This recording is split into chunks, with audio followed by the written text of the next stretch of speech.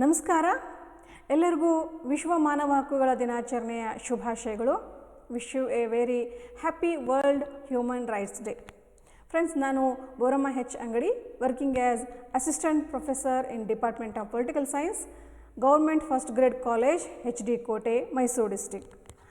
So ಪ್ರತಿ ವರ್ಷ ನಾವು ಡಿಸೆಂಬರ್ 10ನೇ ತಾರೀಕು ವಿಶ್ವ ಮಾನವ ಹಕ್ಕುಗಳ ದಿನಾಚರಣೆಯನ್ನು ಆಚರಿಸೋದು ತಮಗೆಲ್ಲ ಗೊತ್ತಿದೆ. ಸೊ ಇದರ ಮುಖ್ಯವಾಗಿ ಈ ದಿನ ಮಾನವ ಹಕ್ಕುಗಳ ಒಂದು ಸಾರ್ವತ್ರಿಕ ಘೋಷಣೆಯಾದ ದಿನ, universal declaration of human rights ಅಂತ ಕರಿತೀವಿ. ಸೊ ಆ ಒಂದು ನೆನಪಿಗಾಗಿ ನಾವು ಪ್ರತಿ ವರ್ಷ ಡಿಸೆಂಬರ್ 10ನೇ ತಾರೀಕನ್ನು ನಾವು ವಿಶ್ವ ಮಾನವ ಹಕ್ಕುಗಳ ದಿನ ಅಂತ ಆಚರಿಸ್ತೇವೆ. ಸೊ ಹಾಗಿದ್ರೆ ಆ ಒಂದು ಘೋಷಣೆಯ ಹಿಂದಿನ ಒಂದು ಉದ್ದೇಶ ಏನಿತ್ತು, ಅದರ ಹಿನ್ನೆಲೆ ಏನು, ಅದು ಏನನ್ನು ಒಳಗೊಂಡಿದೆ, ಸೊ ಪ್ರಸ್ತುತ ಅದರ ಮಹತ್ವ ಏನು, ಅದು ಬೆಳೆದು ಬಂದಂತಹ ದಾರಿ ಏನು, ಸೊ ಇವೆಲ್ಲ ವಿಷಯಗಳನ್ನ ಇವತ್ತಿನ ವಿಡಿಯೋದಲ್ಲಿ ನಾವು ಚರ್ಚಿಸೋಣ. So basically what is universal declaration of human rights? So ಮಾನವ ಹಕ್ಕುಗಳ ಒಂದು ಸಾರ್ವತ್ರಿಕ ಘೋಷಣೆ ಅಂದರೆ ಏನು ಒಂದು ಪ್ರಶ್ನೆಯನ್ನು ಹಾಕ್ಕೊಂಡಾಗ, ಸೊ ಇದು ಎಲ್ಲರಿಗೂ ಕೂಡ ವಿಶ್ವದಲ್ಲಿದ್ದಂಥ ಎಲ್ಲ ಮಾನವರಿಗೂ ಮೂಲಭೂತ ಹಕ್ಕುಗಳು ಮತ್ತು ಸ್ವಾತಂತ್ರ್ಯಗಳನ್ನು ನಿರೂಪಿಸ್ತಕ್ಕಂತಹ ಒಂದು ಘೋಷಣೆ.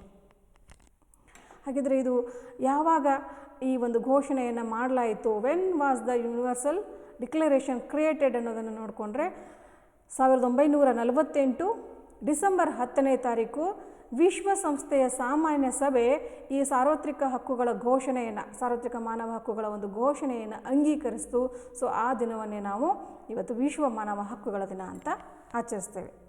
ಸೊ ಹಾಗಿದ್ರೆ ಇದು ವಾಟ್ ಇಟ್ ಇನ್ಕ್ಲೂಡ್ಸ್, ಏನನ್ನು ಒಳಗೊಳ್ಳುತ್ತೆ, ಅಥವಾ ವಾಟ್ ದಿಸ್ ಡಿಕ್ಲರೇಷನ್ ಸೇಸ್ ಅನ್ನೋದನ್ನು ನೋಡೋದಾದರೆ, ಇದು ಮಾನವ ಕುಟುಂಬದ ಎಲ್ಲ ಸದಸ್ಯರ ಅಂತರ್ಗತ ಘನತೆಯು ವಿಶ್ವದ ಸ್ವಾತಂತ್ರ್ಯ, ನ್ಯಾಯ ಮತ್ತು ಶಾಂತಿಯ ಅಡಿಪಾಯ. ಸೊ ಈ ವ್ಯಾಖ್ಯೆಗಳ ಒಂದು ಘೋಷಣೆಯ ಮೂಲಕ ಆರಂಭವಾಗುತ್ತೆ.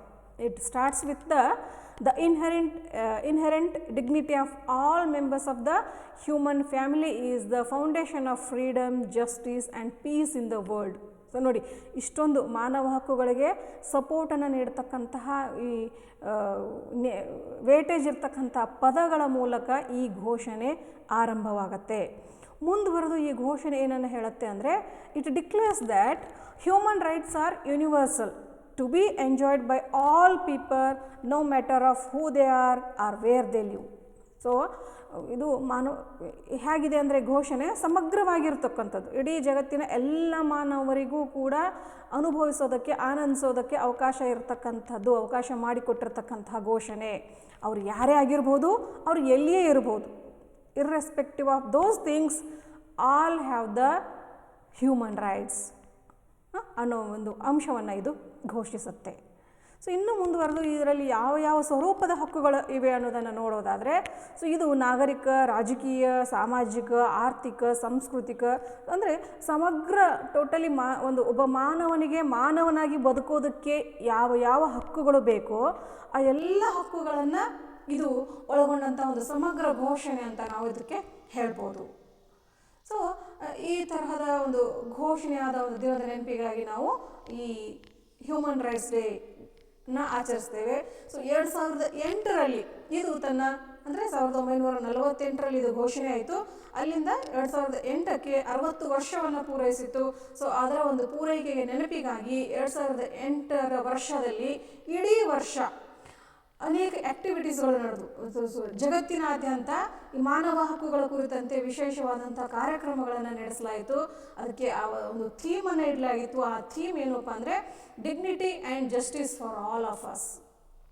ಸೊ ಎಲ್ಲರಿಗೂ, ನಮಗೆ ಅಂದರೆ ಮಾನವರ ಘನತೆಯನ್ನು ಎತ್ತಿ ಹಿಡಿಯುವ ಮತ್ತು ನ್ಯಾಯವನ್ನು ಒದಗಿಸ್ತಕ್ಕಂತಹ ಒಂದು ಥೀಮ್ನ ಮೇಲೆ ಆ ವರ್ಷ ಪೂರ್ತಿ ಅನೇಕ ಕಾರ್ಯಕ್ರಮಗಳನ್ನು ಹಮ್ಮಿಕೊಳ್ಳಾಯಿತು.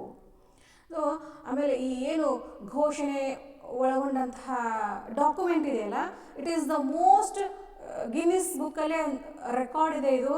So it is declared, universal declaration of human rights document is declared as the most translated document in the world. ಇಡೀ ಜಗತ್ತಿನಲ್ಲೇ ಅತಿ ಹೆಚ್ಚು ಭಾಷೆಗಳಿಗೆ ಭಾಷಾಂತರ ಹೊಂದಿದಂತಹ ದಾಖಲೆ ಅಂತ ಹೇಳಿ ಗಿನ್ನಿಸ್ ಬುಕ್ ಆಫ್ ರೆಕಾರ್ಡ್ಸ್ನಲ್ಲಿ ಇದರ ಒಂದು ದಾಖಲೆ ಇದೆ.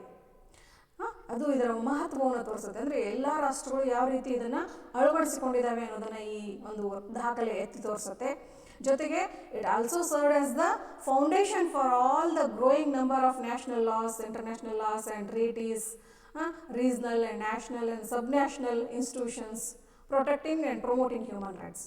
ಸೊ ಮಾನವ ಹಕ್ಕುಗಳ ರಕ್ಷಣೆ ಮತ್ತು ಪ್ರೋತ್ಸಾಹಕ್ಕೆ ಇರ್ತಕ್ಕಂತಹ ಅಂತಾರಾಷ್ಟ್ರೀಯ ಕಾನೂನು, ರಾಷ್ಟ್ರೀಯ ಕಾನೂನುಗಳು, ಒಪ್ಪಂದಗಳು, ಪ್ರಾದೇಶಿಕ ಮತ್ತು ರಾಷ್ಟ್ರೀಯ ಮಟ್ಟದಲ್ಲಿರ್ತಕ್ಕಂಥ ಸಂಸ್ಥೆಗಳು ಎಲ್ಲವುಗಳಿಗೂ ಕೂಡ ಇದು ಒಂದು ತರಹ ಮೂಲ ಬುನಾದಿ, ಮೂಲ ಆಧಾರದ ತರಹ ಕಾರ್ಯನಿರ್ವಹಿಸುತ್ತೆ. ಸೊ ಹಾಗಿದ್ರೆ what is the background of this universal declaration of human rights? So ಯಾವ ರೀತಿ ಇದು ತನ್ನ ಒಂದು ಅಸ್ತಿತ್ವವನ್ನು ಪಡೆಯಿತು ಅನ್ನೋದನ್ನು ನೋಡೋದಾದರೆ, ಸೊ ಇದು ಮೂಲತಃ ದಬ್ಬಾಳಿಕೆ ಮತ್ತು ತಾರತಮ್ಯದ ವಿರುದ್ಧ ಒಂದು ಹೋರಾಡಬೇಕು, ಘೋಷಣೆಯನ್ನು ಮಾಡಬೇಕು ಅಂತ ಹೇಳಿ ಇರ್ತಕ್ಕಂಥ ಒಂದು ಐತಿಹಾಸಿಕ ದಾಖಲೆ. So it's a milestone document in the history of human rights against the oppression and discrimination ಅಂತ ಹೇಳಿ ಕರೆತೇವೆ. ಸೊ ಇದು ಮೊದಲ ಬಾರಿಗೆ ಈ ಮೂಲಭೂತ ಮಾನವ ಹಕ್ಕುಗಳನ್ನು ಸಾರ್ವತ್ರಿಕವಾಗಿ ರಕ್ಷಿಸಬೇಕು ಅನ್ನೋದನ್ನು ಎತ್ತಿ ತೋರಿಸ್ತು. ನಾವು ನೋಡ್ತೇವೆ.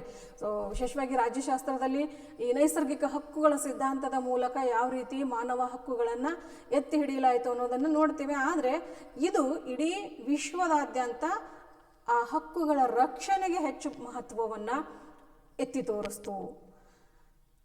ನಂತರ ಸೊ ಇದು ಏನು ವಿಶ್ವಸಂಸ್ಥೆಯ ಸದಸ್ಯ ರಾಷ್ಟ್ರಗಳಾಗಿದ್ದವರೆಲ್ಲರೂ ಕೂಡ ಒಪ್ಪಿಕೊಂಡ್ರು ಈ ಒಂದು ಕಾಳಜಿಯನ್ನು, ಪರಿಕಲ್ಪನೆಯನ್ನು. ಎಸ್, ಸೊ ಮಾನವನಿಗೆ ಸಿಗಬೇಕಾದಂತಹ ಮೂಲಭೂತ ಹಕ್ಕುಗಳು ಅಂತ ಏನು ಕರಿತೀವಿ ಅವುಗಳನ್ನು ನಾವು ಗೌರವಿಸ್ತೀವಿ, ಉತ್ತೇಜನ ಮಾಡ್ತೇವೆ ಅಂತ ಎಲ್ಲ ರಾಷ್ಟ್ರಗಳು, ಭಾರತ ಕೂಡ ಅದರಲ್ಲಿ ಒಂದು. ಸೊ ಎಲ್ಲ ರಾಷ್ಟ್ರಗಳು ತಮ್ಮ ತಮ್ಮ ಸಂವಿಧಾನದ ಅಡಿಯಲ್ಲಿ ಮೂಲಭೂತ ಹಕ್ಕುಗಳ ರೀತಿಯಲ್ಲಿ ತಮ್ಮ ದೇಶದ ಪ್ರಜೆಗಳಿಗೆ ಹಕ್ಕುಗಳನ್ನು, ಮಾನವ ಹಕ್ಕುಗಳನ್ನು ಜಾರಿ ಮಾಡೋದಕ್ಕೆ ಅವಕಾಶವನ್ನು ಒದಗಿಸಿಕೊಟ್ವು, ಕ್ರಮಗಳನ್ನು ಕೈಗೊಂಡ್ವು.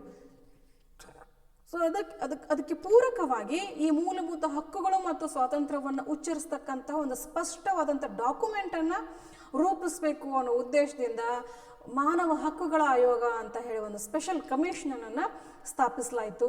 ಅದರ ಒಂದು ಅಧ್ಯಕ್ಷತೆಯನ್ನು ಯಾರು ವಹಿಸಿಕೊಂಡಿದ್ರು ಅಂದರೆ ಅಮೆರಿಕದ ಮಾಜಿ ಅಧ್ಯಕ್ಷರಾದಂತಹ ಫ್ರಾಂಕ್ಲಿನ್ ಡಿ ರೂಸ್ವೆಲ್ಟ್ ಅವರ ಪತ್ನಿಯಾದಂತಹ ವಿಧವೆ ಶ್ರೀಮತಿ ಎಲಿನರ್ ರೂಸ್ವೆಲ್ಟ್ ಅವರು ಈ ಒಂದು ಮಾನವ ಹಕ್ಕುಗಳ ಆಯೋಗದ ಅಧ್ಯಕ್ಷತೆಯನ್ನು ವಹಿಸ್ಕೊಂಡಿದ್ರು.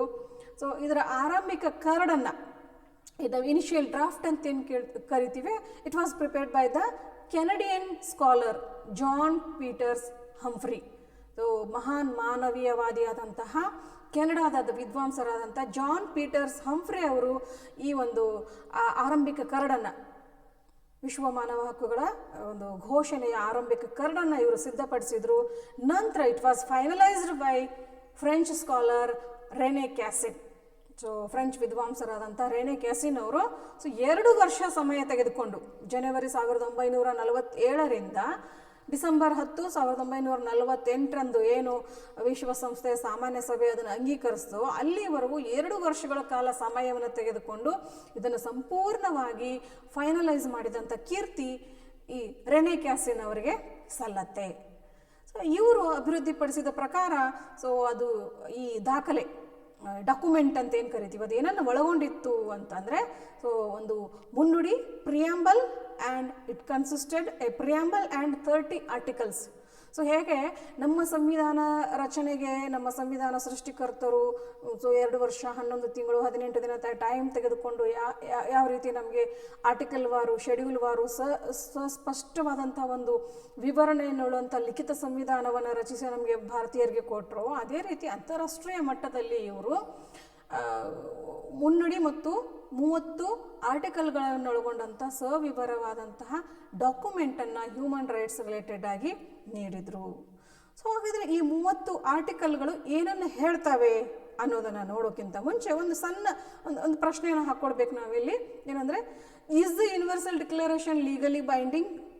ಸೊ ಅಂದರೆ ಈಗ ವಿಶ್ವಸಂಸ್ಥೆ ಸದಸ್ಯತ್ವವನ್ನು ಹೊಂದಿದಂತಹ ಎಲ್ಲ ರಾಷ್ಟ್ರಗಳಿಗೆ ಈ ಸಾರ್ವತ್ರಿಕ ಘೋಷಣೆ ಕಾನೂನುಬದ್ಧವಾಗಿ ಕಡ್ಡಾಯವೇ? ಈಸ್ ಇಟ್ ಲೀಗಲಿ ಬೈಂಡಿಂಗ್ ಅನ್ನೋ ಪ್ರಶ್ನೆಯನ್ನು ಹಾಕ್ಕೊಂಡ್ರೆ ಖಂಡಿತವಾಗಿಯೂ ಇಲ್ಲ. Because it's not A treaty. Universal declaration ಅನ್ನೋದು ಒಂದು ಒಪ್ಪಂದ ಅಲ್ಲ. ಸೊ ಹೀಗಾಗಿ ಇದು ನೇರವಾಗಿ ದೇಶಗಳಿಗೆ ಕಾನೂನು ಬಾಧ್ಯತೆಗಳನ್ನು ಸೃಷ್ಟಿಸುವುದಿಲ್ಲ. It doesn't directly create the legal obligation, but ಆದರೂ ಸಹ it's a expression of fundamental values ಅಂತ ಕರಿತೀವಿ. ಮೂಲಭೂತ ಮೌಲ್ಯಗಳ ಒಂದು ಅಭಿವ್ಯಕ್ತಿಯ ಡಾಕ್ಯುಮೆಂಟ್ ಆಗಿರೋದ್ರಿಂದ ಅಂತಾರಾಷ್ಟ್ರೀಯ ಸಮುದಾಯದ ಎಲ್ಲ ಸದಸ್ಯರು ಕೂಡ ಅದನ್ನು ಸ್ವ ಇಚ್ಛೆಯಿಂದ ಹಂಚಿಕೊಂಡಿದ್ದಾರೆ. ಜೊತೆಗೆ ಈ ಡಾಕ್ಯುಮೆಂಟ್ ಅಂತಾರಾಷ್ಟ್ರೀಯ ಮಾನವ ಹಕ್ಕುಗಳ ಕಾನೂನಿನ ಅಭಿವೃದ್ಧಿಯ ಮೇಲೆ ತನ್ನದೇ ಆದಂಥ ಆಳವಾದಂಥ ಪರಿಣಾಮವನ್ನು ಕೂಡ ಬೀರಿದೆ. ಸೊ ಜೊತೆಗೆ ಇಲ್ಲಿವರೆಗೂ 60 ವರ್ಷ ಅಲ್ಲ, 1948ರಿಂದ ಇಲ್ಲಿವರೆಗೂ ನೋಡಿದರೆ ಸುಮಾರು 70 ವರ್ಷಗಳಿಗಿಂತ ಹೆಚ್ಚಿನ ಕಾಲ ಎಲ್ಲ ರಾಷ್ಟ್ರಗಳು ಕೂಡ ಸತತವಾಗಿ ಈ ಘೋಷಣೆಯನ್ನು ಆಹ್ವಾನಿಸಿ, ತಾವೇ ಆಹ್ವಾನ ಮಾಡಿ ಇಷ್ಟಪಟ್ಟು ಅದನ್ನು ಸಾಂಪ್ರದಾಯಿಕವಾಗಿ ಅದನ್ನು ಅನುಸರಿಸಿಕೊಂಡು ಬಂದಿರೋದ್ರಿಂದ ಏನಾಗಿದೆ ಅಂದರೆ ಇದು ಅಂತಾರಾಷ್ಟ್ರೀಯ ಕಾನೂನಿನ ಒಂದು ಭಾಗವಾಗಿ ಇದು ಜಾರಿ ಬಂದಾಗಿದೆ ಅಂತ.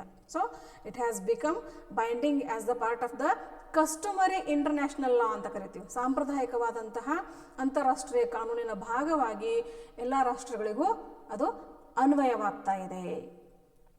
ಸೊ ಹಾಗಿದ್ರೆ ಇದು ಇತರೆ ಅಂತಾರಾಷ್ಟ್ರೀಯ ಮಟ್ಟದಲ್ಲಿ ನಡೆದಂತಹ ಡಿಕ್ಲರೇಷನ್ಗಳನ್ನು, ಅಗ್ರಿಮೆಂಟ್ಗಳನ್ನು ಒಳಗೊಂಡಿದೆ ಅನ್ನೋ ಪ್ರಶ್ನೆಯನ್ನು ಹಾಕೊಂಡ್ರೆ yes, it includes the international agreements which are legally binding on the countries that ratify them. So ಮಾನವ ಹಕ್ಕುಗಳಿಗೆ ಸಂಬಂಧಪಟ್ಟಂಥ ಅಂತಾರಾಷ್ಟ್ರೀಯ ಕೆಲವು ಹಕ್ಕುಗಳನ್ನು ಕೂಡ ಇದು ಒಳಗೊಂಡಿದೆ. ಸೊ ಉದಾಹರಣೆಗೆ international convenient on civil and political rights, ICCPR ಅಂತ ಕರಿತೀವಿ, ನಾಗರಿಕ ಮತ್ತು ರಾಜಕೀಯ ಹಕ್ಕುಗಳ ಅಂತಾರಾಷ್ಟ್ರೀಯ ಒಪ್ಪಂದ. ಹಾಗೆ international covenant on economic, social and cultural rights, ICESCR, ಆರ್ಥಿಕ, ಸಾಮಾಜಿಕ ಮತ್ತು ಸಾಂಸ್ಕೃತಿಕ ಹಕ್ಕುಗಳ ಅಂತಾರಾಷ್ಟ್ರೀಯ ಒಪ್ಪಂದ. ಹಾಗೆ ಇನ್ನಿತರ ಕೆಲವು ಒಪ್ಪಂದಗಳು ಬರ್ತವೆ ಅಂತಾರಾಷ್ಟ್ರೀಯ ಮಟ್ಟದಲ್ಲಿ ಆಗಿರತಕ್ಕಂತಹ ಒಪ್ಪಂದಗಳು. ಸೊ ಮಾನವ ಹಕ್ಕುಗಳಿಗೆ ಸಂಬಂಧಪಟ್ಟಂಥವೇ ಇವು. ಸೊ ಉದಾಹರಣೆಗೆ the convention of the elimination of all forms of racial discrimination 1965. So ಎಲ್ಲ ಥರನಾದಂತಹ ವರ್ಣಭೇದ ನೀತಿಯ ವಿರುದ್ಧದ ಅಂಶಗಳನ್ನು ಒಳಗೊಂಡಂತಹ ಒಂದು ಒಪ್ಪಂದ.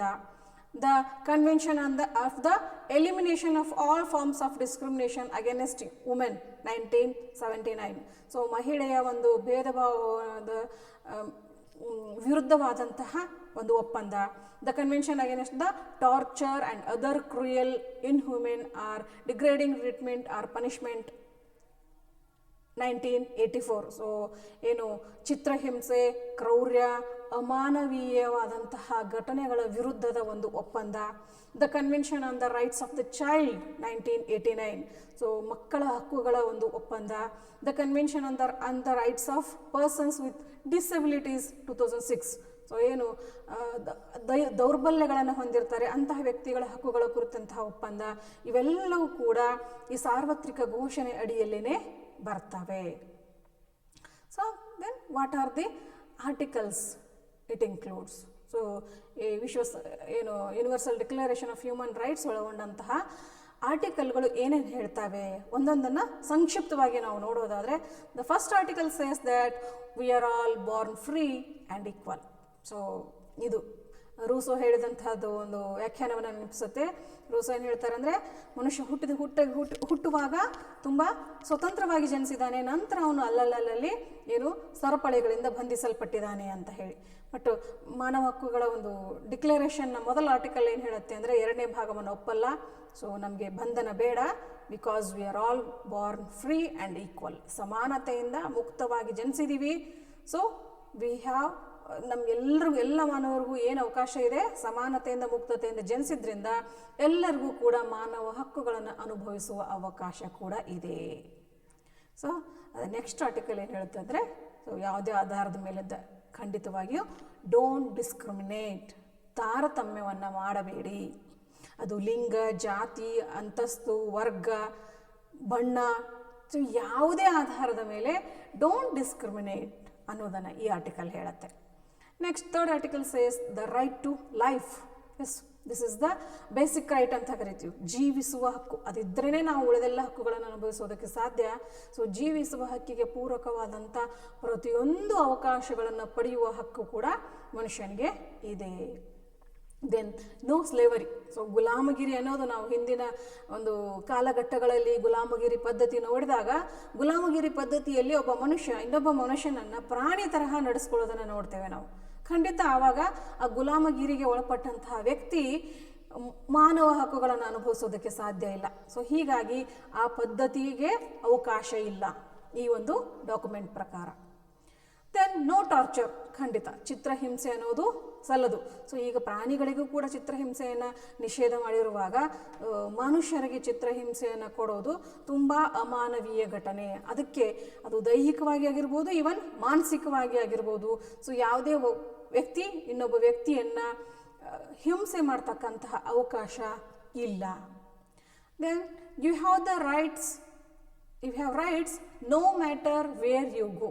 ನೋಡಿ, ತುಂಬ ಬ್ಯೂಟಿಫುಲ್ ಕಾನ್ಸೆಪ್ಟನ್ನು ಹೇಳ್ತಕ್ಕಂತಹ ಆರ್ಟಿಕಲ್ ಇದು. ಅಂದರೆ ನಾವು ಈ ಪ್ರದೇಶದಲ್ಲಿದ್ದರೆ ಮಾತ್ರ ನಾವು ಹಕ್ಕುಗಳನ್ನು ಅನುಭವಿಸ್ತೀವ, ಆ ದೇಶದಲ್ಲಿ ಆಡಳಿತ ವ್ಯವಸ್ಥೆ ಬೇರೆ, ಅಲ್ಲಿ ಹೋದರೆ ನಾವು ಹಕ್ಕುಗಳನ್ನು ಕಳ್ಕೊಳ್ತೀವ. ಸೊ ನಮ್ಮ ದೇಶ ಆದರೆ ನಮಗೆ ಏನೋ ಮೂಲಭೂತ ಹಕ್ಕುಗಳನ್ನು ಒದಗಿಸಿ ಕೊಟ್ಟಿದೆ, ಇಲ್ಲಿದ್ದರಷ್ಟೇ ಆ ಹಕ್ಕುಗಳು ಸಿಗ್ತಾವ ಅನ್ನೋ ಒಂದು ಪ್ರಶ್ನೆಗಳನ್ನ ಹಾಕ್ಕೊಂಡಾಗ there is no limitation for these rights. So ನಾವೆಲ್ಲಿ ಹೋಗ್ತೀವೋ ಅಲ್ಲೆಲ್ಲ ನಮಗೆ ಮಾನವ ಹಕ್ಕುಗಳು ಇದ್ದಾವೆ. These rights follows where we go. ಅಂದರೆ ಅವು ಒಂಥರ ನಮ್ಮ ಚರ್ಮಕ್ಕೆ ಅಂಟಿಕೊಂಡು ಇದು ರಕ್ತಗತವಾಗಿ ಅವು ನಮಗೆ ಬಂದಿದ್ದಾವೆ. ಯಾವ ರೀತಿ ನಮ್ಮ ದೇಹಕ್ಕೆ ಚರ್ಮ ಅಥವಾ ನಮ್ಮ ಚರ್ಮದ ಮೈ ಬಣ್ಣ ನಮಗೆ ಅಂಟ್ಕೊಂಡಿದೆ, ಹಾಗೆ they are so bond with us ಅದು ಹೇಳತ್ತೆ. Next, we are all equal before the law. ಖಂಡಿತ ಕಾನೂನಿನ ಮುಂದೆ ಎಲ್ಲರೂ ಸಮಾನ. ಯಾಕಂದರೆ ಬೇಸಿಕಲಿ ಎಲ್ಲರೂ ಸಮಾನವಾಗಿ ಹುಟ್ಟಿದ್ರಿಂದ ಕಾನೂನಿನ ಮುಂದೆ ಕೂಡ ಎಲ್ಲ ಮಾನವರು ಸಮಾನವಾಗಿ ಟ್ರೀಟ್ ಆಗಬೇಕು. ಅದು ಮತ್ತೆ ಸೊ ಯಾವುದೇ ಆಧಾರದ ಮೇಲೆ, ಬಣ್ಣ, ಲಿಂಗ, ಜಾತಿ, ಧರ್ಮ, ಅಂತಸ್ತು ಯಾವುದೇ ಆಧಾರ ಇಲ್ಲದೆ ಕಾನೂನಿನ ಮುಂದೆ ಈ ಸಮಾನತೆ ಸಿಗಬೇಕು. ಸೊ ಇವತ್ತು ಜಗತ್ತಿನ ಬಹಳಷ್ಟು ರಾಷ್ಟ್ರಗಳು ತಮ್ಮ ಸಂವಿಧಾನ ಮತ್ತು ಆಡಳಿತ ವ್ಯವಸ್ಥೆಯಲ್ಲಿ ಇದನ್ನು ಅಳವಡಿಸ್ಕೊಂಡಿದ್ದಾವೆ. ಸೊ ನಾವು ಭಾರತವನ್ನು ನೋಡೋದಾದರೆ ನೋಡಿ, ಈವನ್ ರಾಷ್ಟ್ರಪತಿ ಹುದ್ದೆಯಲ್ಲಿದ್ದಂಥ ವ್ಯಕ್ತಿ ಕೂಡ ತಪ್ಪು ಮಾಡಿದರೆ ಆ ಸ್ಥಾನದಿಂದ ಅವರನ್ನು ಇಳಿಸೋದಕ್ಕೆ ಒಂದು ಅವಕಾಶ ನಮ್ಮ ಸಂವಿಧಾನದಲ್ಲೇ ಇದೆ. Because all are equal before the law. So ಈ ಒಂದು ಅಂಶವನ್ನು ದೃಷ್ಟಿಯಲ್ಲಿಟ್ಟುಕೊಂಡು ಎಲ್ಲ ರಾಷ್ಟ್ರಗಳು ಈ ಒಂದು ಹಕ್ಕನ್ನು ಒದಗಿಸಿಕೊಟ್ಟಿದ್ದಾವೆ. Then your human rights are protected by the law. Yes. So ನಿಮಗೆ ಮಾನವ ಹಕ್ಕುಗಳು ಇದ್ದಾವೆ ಅಂತ ಹೇಳಿಬಿಟ್ರೆ ಅಷ್ಟೇ ಸಾಕಾಗೋದಿಲ್ಲ.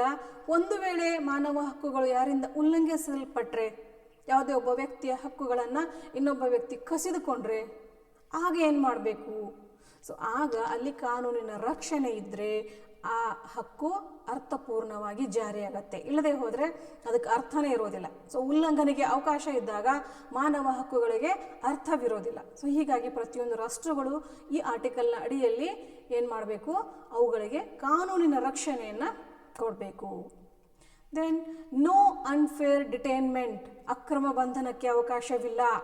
ಸೊ ಖಂಡಿತ ಯಾವುದೇ ಒಬ್ಬ ತಪ್ಪು ಮಾಡಿದ ವ್ಯಕ್ತಿಯನ್ನು ನಾವು ಬಂಧಿಸ್ತೇವೆ, ಆದರೆ ಆರೋಪಿಯನ್ನು ಬಂಧಿಸೋಕ್ಕೂ ಕೂಡ ಕೆಲವು ನಿಯಮಗಳಿದ್ದಾವೆ. ತಪ್ಪು ಮಾಡಿರ್ಬೋದು, ಎಸ್, ಓಕೆ, ಬಟ್ ಹಾಗಂತ ಅವನ್ನ ಅಕ್ರಮವಾಗಿ ವಿಚಿತ್ರ ರೀತಿಯಲ್ಲಿ ಬಂಧಿಸೋದು, ಚಿತ್ರಹಿಂಸೆ ನೀಡೋದು ಖಂಡಿತ ಸಲ್ಲದು.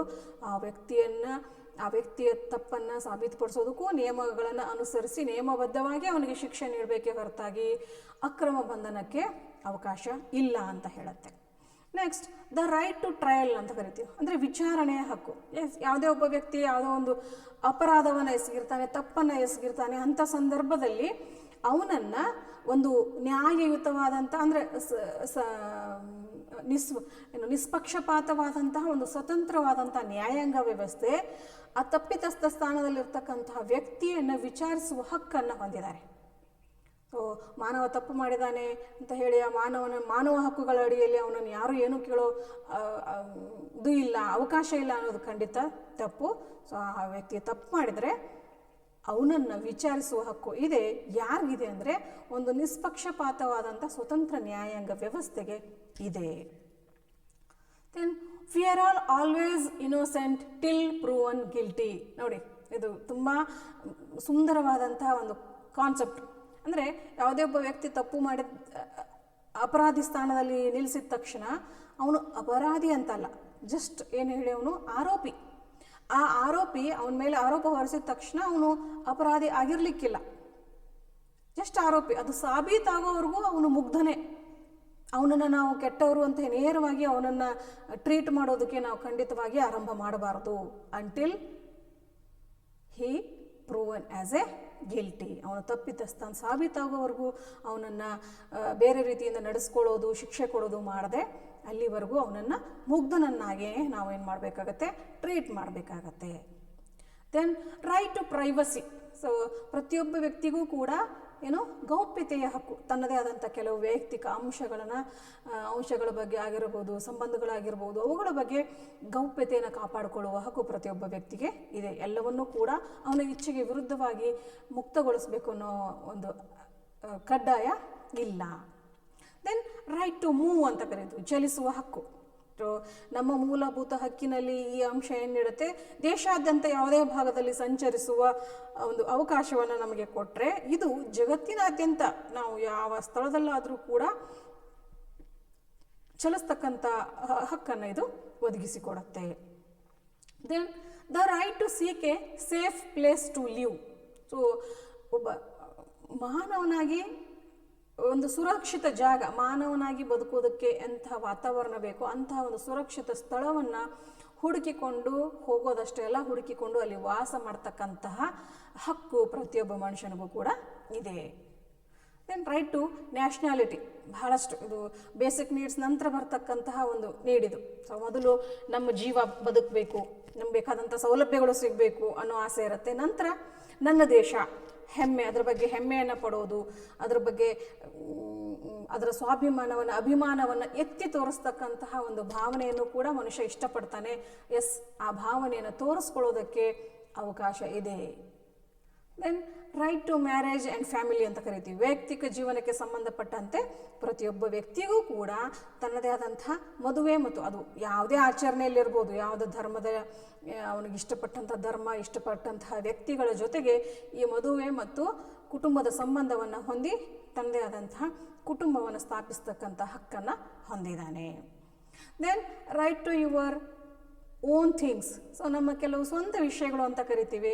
ಸೊ ನಮಗೆ ಸೇರಿದಂಥ ವಸ್ತುಗಳಾಗಿರ್ಬೋದು, ಆಸ್ತಿ ಆಗಿರ್ಬೋದು, ಅವೆಲ್ಲವೂ ಕೂಡ ಒಂದು ಕಂಡೀಷನ್ ಏನಂದರೆ ನಿಯಮಬದ್ಧವಾಗಿ ಪಡ್ಕೊಂಡಂತಹ ನಮ್ಮ ವಸ್ತುಗಳು, ಆಸ್ತಿ ಅವೆಲ್ಲವುಗಳನ್ನು ಸಂರಕ್ಷಿಸ್ಕೊಳ್ತಕ್ಕಂಥ ಹೊಂದತಕ್ಕಂತಹ ಹಕ್ಕು ಇದೆ. ಅವುಗಳನ್ನು ಯಾರೂ ಕೂಡ ಬೇರೆಯವರು ಕಸಿದುಕೊಳ್ಳೋದಕ್ಕೆ ಅವಕಾಶ ಇಲ್ಲ. ದೆನ್ ಫ್ರೀಡಮ್ ಆಫ್ ಥಾಟ್, ಖಂಡಿತ. ಸೊ ನಾವು ನಮಗೆ ನಮ್ಮ ಬೇಸಿಕ್ ನೀಡ್ಸ್ ಎಷ್ಟು ಮುಖ್ಯನೋ ಅದರಷ್ಟೇ ಮುಖ್ಯ ಏನು ಹೇಳಿ, ನಮ್ಮ ಚಿಂತನೆಯನ್ನು ಮಾಡೋಕೆ ಹಕ್ಕು. ಸೊ ಅದು ನಮ್ಮ ಸರ್ಕಾರ ಪದ್ಧತಿಯ ಕುರಿತಾಗಿರ್ಬೋದು, ಧರ್ಮದ ಕುರಿತಾಗಿರ್ಬೋದು, ಲಿಂಗದ ಕುರಿತಾಗಿರ್ಬೋದು, ಏನೇ ವಿಷಯಗಳ ಕುರಿತು ನಾವು ಚಿಂತಿಸ್ತಕ್ಕಂತಹ ಒಂದು ಸ್ವಾತಂತ್ರ್ಯವನ್ನು ಪಡೆದಿರಬೇಕು. ನೆಕ್ಸ್ಟ್ ಟು ದಿಸ್ ರೈಟ್ ಏನು, ಫ್ರೀಡಮ್ ಆಫ್ ಎಕ್ಸ್ಪ್ರೆಷನ್ ಅಂತ ಕರಿತೀವಿ. ಬರೀ ಚಿಂತನೆ ಮಾಡೋದಷ್ಟೇ ಅಲ್ಲ, ಆ ಚಿಂತನೆ ಮಾಡಿದಂಥ ವಿಷಯಗಳನ್ನು ಅಭಿವ್ಯಕ್ತಿ ಮಾಡೋದಕ್ಕೂ ಕೂಡ ನಮ್ಗೆ ಅವಕಾಶ ಇರಬೇಕು. ಫ್ರೀಡಮ್ ಆಫ್ ಎಕ್ಸ್ಪ್ರೆಷನ್ ಅಂತ ಕರಿತೀವಿ. ಅಂದರೆ ನಾವು ಯೋಚನೆ ಮಾಡಿದಂಥ ವಿಷಯಗಳನ್ನು, ಚಿಂತಿಸಿದಂಥ ವಿಷಯಗಳನ್ನು ನಮ್ಮ ಮಾತಿನ ಮೂಲಕ ಆಗಿರ್ಬೋದು, ಲೇಖನದ ಮೂಲಕ ಆಗಿರ್ಬೋದು, ಯಾವುದೇ ರೀತಿ ಅವುಗಳನ್ನು ಅಭಿವ್ಯಕ್ತಿ ಮಾಡೋದಕ್ಕೆ ಅವಕಾಶ ಇರಬೇಕು. ಆಗ ನಮಗೇನೋ ಒಂದು ಸಮಾಧಾನ, ನನ್ನದೇ ಆದಂಥ ಒಂದು ಹೊಸ ಐಡಿಯಾ, ಹೊಸ ಚಿಂತನೆಯನ್ನು ನಾನು ಹೊರಹಾಕಿದ್ದೀನಿ, ಅದನ್ನು ಬೇರೆಯವರು ಒಪ್ಕೊಳ್ಳೇ ಬಿಡಲಿ, but we have the freedom of expression. Okay. Next the right to public assembly. So ಸಾರ್ವಜನಿಕ ಸಭೆಯನ್ನು, ಅದು ರಾಜಕೀಯ ಕಾರಣಕ್ಕಾಗಿರ್ಬೋದು, ಧಾರ್ಮಿಕ ಕಾರಣಕ್ಕಾಗಿರ್ಬೋದು, ಯಾವುದೋ ಸಾಮಾಜಿಕ ಹಬ್ಬದ ಆಚರಣೆಕ್ಕಾಗಿರ್ಬೋದು, ಒಟ್ಟು ಶಾಂತಿಯುತವಾಗಿ ಸೊ ಯಾವುದೇ ಸಾರ್ವಜನಿಕ ಸಭೆಯನ್ನು ಸೇರುವ ಒಂದು ಹಕ್ಕು ಇದೆ. So next the right to democracy, ಖಂಡಿತ. ಸೊ ನಾವು ಇದುವರೆಗೂ ಏನೇನು ಹಕ್ಕುಗಳನ್ನು ನೋಡಿದ್ವೋ ಆಲ್ಮೋಸ್ಟ್ ಆಲ್ ನಾವು ನಮ್ಮ ಭಾರತದ ಸಂವಿಧಾನದಲ್ಲಿ ಮೂಲಭೂತ ಹಕ್ಕುಗಳ ಸ್ವರೂಪದಲ್ಲಿ ಅವುಗಳನ್ನು ಪಡ್ಕೊಂಡಿದ್ದೀವಿ. ಸೊ ಯಾಕೆ ಅಂದರೆ we have the democracy system. So ನಾವು ಲಕ್ಕಿ ವಿ ಆರ್, ನಮಗೆ ಪ್ರಜಾಪ್ರಭುತ್ವದ ವ್ಯವಸ್ಥೆ ಅಡಿಯಲ್ಲಿ ಎಲ್ಲ ಹಕ್ಕುಗಳನ್ನು ಅನುಭವಿಸ್ತಿದ್ದೀವಿ. Even the right to democracy also a human right, 21ನೇ ಆರ್ಟಿಕಲ್ ಹೇಳುತ್ತೆ. ಯಾಕೆ ಅಂದರೆ ಪ್ರಜಾಪ್ರಭುತ್ವ ವ್ಯವಸ್ಥೆ ಅನ್ನೋದು ಹಕ್ಕು ಮತ್ತು ಸ್ವಾತಂತ್ರ್ಯಕ್ಕೆ ಆದ್ಯತೆಯನ್ನು ನೀಡ್ತಕ್ಕಂತಹ ವ್ಯವಸ್ಥೆ. ಜೊತೆಗೆ ಏನು ನಾವು ಪ್ರಾತಿನಿಧ್ಯ ಅಂತ ಸ್ವಂತ ಆಯ್ಕೆಗೆ, ಸ್ವಯಂ ಆಯ್ಕೆಗೆ ಅವಕಾಶ ಇರತಕ್ಕಂತಹ ವ್ಯವಸ್ಥೆ. ಹೀಗಾಗಿ ಪ್ರತಿಯೊಬ್ಬರು ಕೂಡ ಈ ಪ್ರಜಾಪ್ರಭುತ್ವದ ಹಕ್ಕನ್ನು ಹೊಂದಿದ್ದಾರೆ. ದೆನ್ ಸೋಷಿಯಲ್ ಸೆಕ್ಯೂರಿಟಿ ಅಂತ ಕರಿತೀವಿ, ಸಾಮಾಜಿಕ ಭದ್ರತೆ. ಅದು ನಮ್ಮ ಚೈಲ್ಡ್ ಕೇರ್ನಿಂದ ಶುರುವಾಗತ್ತೆ. ಸೊ ಉತ್ತಮವಾದಂಥ ಬಾಲ್ಯವನ್ನು ಪಡೆಯುವ ಹಕ್ಕಾಗಿರ್ಬೋದು, ನಂತರ ಉದ್ಯೋಗ ಭರವಸೆ, ಮತ್ತು ಏನು ಎಜುಕೇಷನ್, ಶಿಕ್ಷಣ, ಉದ್ಯೋಗ, ಮತ್ತು ಉತ್ತಮವಾದಂಥ ಆರೋಗ್ಯ, ಮೆಡಿಸಿನ್ ಫೆಸಿಲಿಟಿ ಆಗಿರ್ಬೋದು, ವೃದ್ಧಾಪ್ಯದಲ್ಲಿ ಉತ್ತಮವಾದಂತಹ ಸೌಲಭ್ಯಗಳು, ವೃದ್ಧಾಪ್ಯಕ್ಕೆ ಬೇಕಾದಂತಹ ಒಂದು ಸೆಕ್ಯೂರಿಟಿ ಅಂತೇನು ಕರಿತೀವಿ, ಅವೆಲ್ಲವುಗಳನ್ನು ಪಡೆಯುವ ಹಕ್ಕು ಮಾನವರಿಗೆ ಇದೆ. ಸೊ ಅದಕ್ಕೆ ಎಲ್ಲ ಸರ್ಕಾರಗಳು, ದೇಶಗಳು ಅವಕಾಶವನ್ನು ಒದಗಿಸಿಕೊಡಬೇಕು, ಸಾಮಾಜಿಕ ಭದ್ರತೆಯನ್ನು ತನ್ನ ಪ್ರಜೆಗಳಿಗೆ ನೀಡಬೇಕು ಅಂತ ಈ ಒಂದು ಆರ್ಟಿಕಲ್ ಹೇಳುತ್ತೆ. ದೆನ್ ವರ್ಕರ್ಸ್ ರೈಟ್ಸ್, ಸೊ ಕಾರ್ಮಿಕರ ಹಕ್ಕುಗಳು. ಖಂಡಿತವಾಗಿಯೂ ಬೇರೆ ಬೇರೆ ಕ್ಷೇತ್ರದಲ್ಲಿ ಕೆಲಸ ಮಾಡ್ತಕ್ಕಂಥ ಕಾರ್ಮಿಕರು ನಮ್ಮ ರಾಷ್ಟ್ರದ ಆರ್ಥಿಕ ಉತ್ಪಾದನಾಂಗದ ಒಂದು ಭಾಗ. ಸೊ ರಾಷ್ಟ್ರದ ಆರ್ಥಿಕ ಸ್ತಂಭಗಳು ಅಂತ ಏನು ಕರಿತೀವಿ 4, ಆ ಸ್ತಂಭಗಳಲ್ಲಿ ಒಂದು ಪ್ರಮುಖ ಸ್ತಂಭ ಕಾರ್ಮಿಕರು. ಸೊ ಹೀಗಾಗಿ ಅವ್ರಿಗೂ ಕೂಡ ಹಕ್ಕುಗಳನ್ನು ಒದಗಿಸಬೇಕು. ಅದು ಅವರ ಕೆಲಸದ ಸ್ವರೂಪದ ಬಗ್ಗೆ ಆಗಿರ್ಬೋದು, ಅವರು ಕೆಲಸ ಮಾಡ್ತಕ್ಕಂತಹ ಏನು ವಾತಾವರಣದ ಬಗ್ಗೆ ಆಗಿರ್ಬೋದು, ಕೆಲಸ ಮಾಡುವ ಸ್ಥಳದ ವಾತಾವರಣ ಆಗಿರ್ಬೋದು, ಅವರ ಸಂಬಳಕ್ಕೆ ಸಂಬಂಧಪಟ್ಟಂಥದ್ದಾಗಿರ್ಬೋದು, ಅವರ ನೌಕರಿಯ ಭದ್ರತೆಗೆ ಸಂಬಂಧಪಟ್ಟದ್ದಾಗಿರ್ಬೋದು, ಎಲ್ಲ ವಿಷಯಗಳಿಗೂ ಸಂಬಂಧಪಟ್ಟಂಥ ಹಕ್ಕುಗಳನ್ನು ಅವರು ಹೊಂದಿದ್ದಾರೆ. Then the right to play.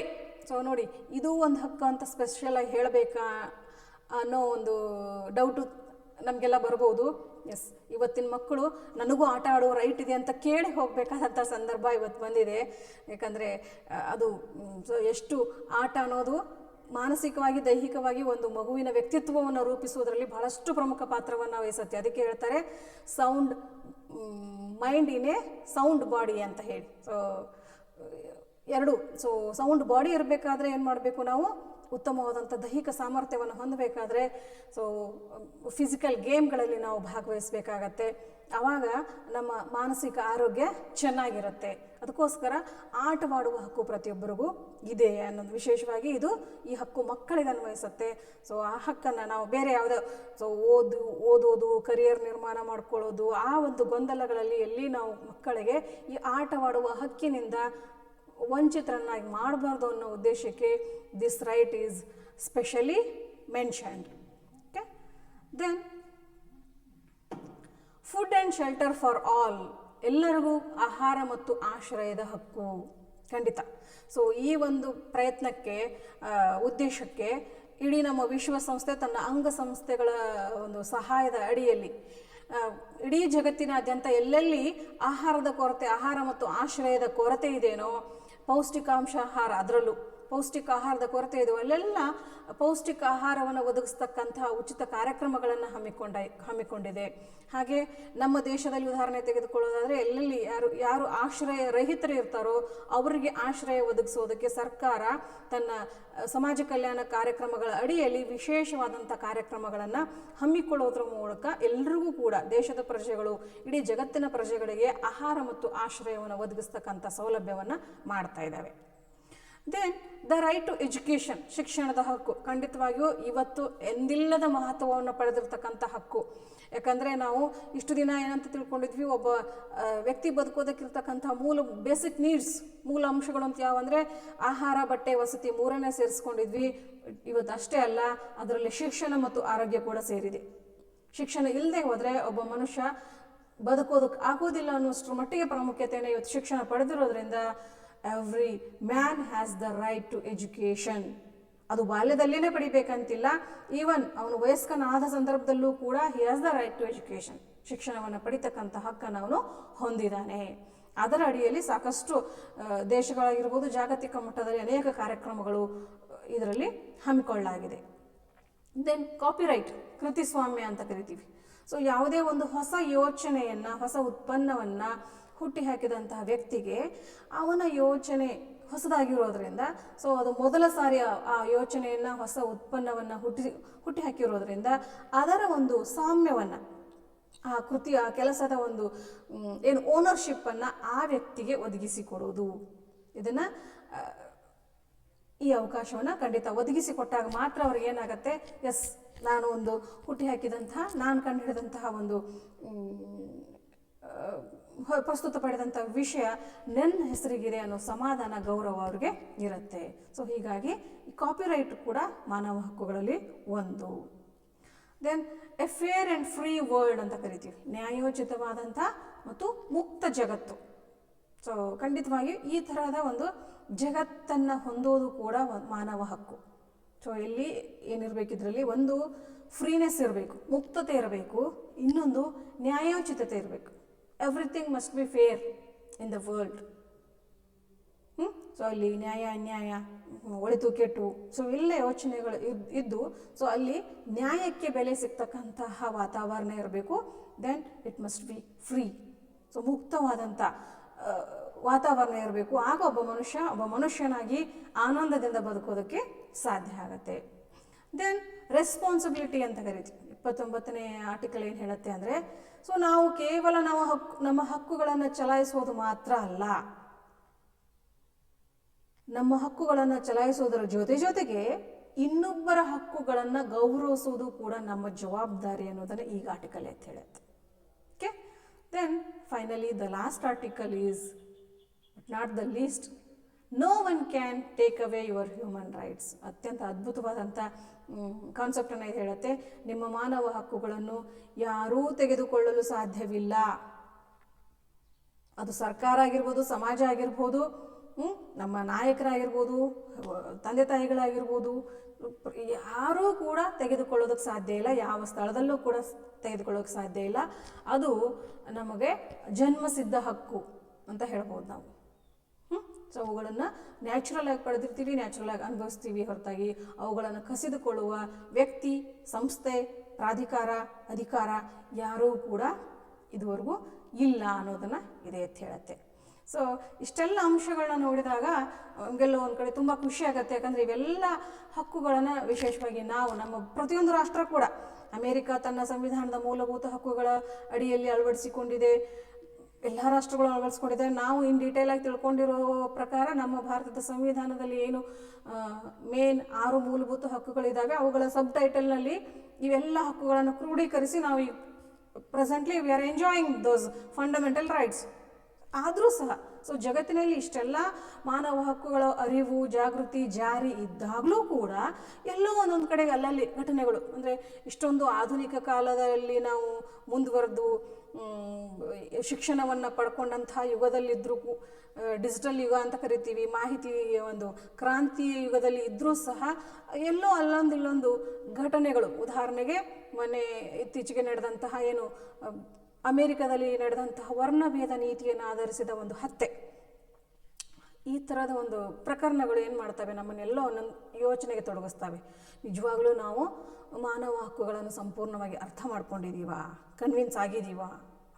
So ಅದಕ್ಕೋಸ್ಕರ ಸೊ ನಾವು ಪ್ರತಿ ವರ್ಷ ಸೊ ಈ ಥರದ ದಿನಾಚರಣೆಗಳನ್ನು ಆಚರಿಸುವಾಗ ನಮ್ಮನ್ನು ನಾವು ಪ್ರತಿಯೊಬ್ಬರು ಕೂಡ ಇನ್ನೊಂದು ಸರಿ ಪುನರ್ವಿಮರ್ಶೆ ಮಾಡಿಕೊಳ್ಬೇಕಾಗಿದೆ. ನಿಜವಾಗ್ಲೂ ನಾವು ಒಬ್ಬ ಮನುಷ್ಯರಾಗಿ ಇನ್ನೊಬ್ಬ ಮನುಷ್ಯರ ತರಹ ನೋಡ್ತಾ ಇದ್ದೀವಾ? ನೋಡಬೇಕು ಅನ್ನೋದೇ ಇದರ ಮುಖ್ಯವಾದಂಥ ಸಂದೇಶ ಅಂತ ಹೇಳ್ತಾ ಇದನ್ನು ಪಡಿಸೋದಕ್ಕೆ ಅವಕಾಶ ಕೊಟ್ಟಿದ್ದಕ್ಕಾಗಿ ಎಲ್ರಿಗೂ ಧನ್ಯವಾದಗಳು. Thank you for patient listening.